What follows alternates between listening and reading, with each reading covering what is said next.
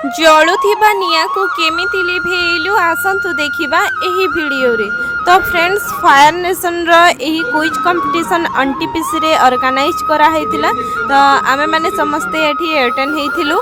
तो देखंतु एठी मैडम केमिति निया को लिभौछंती जणे जणे आसी निया को लिभेइबा सिखेलु। तो हठात निया लागिले केमिति ताहाकू लिभा जिवो आउ केउ केउ प्रोसेस रे ताहाकू लिभा जाई पारिबो सेही विषय रे हमकु ट्रेनिंग दउथिले। तो देखंतु आमे माने सब एठी अटेंड हेइ जाइछु।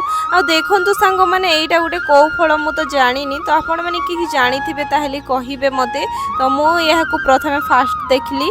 तो एइठी देखंतु दीटा आंब को 200 टंका देकी आमे किनी आनिछु। तो आंब भी बहुत टेस्टी थिला आ बहुत मीठा मध्य थिला।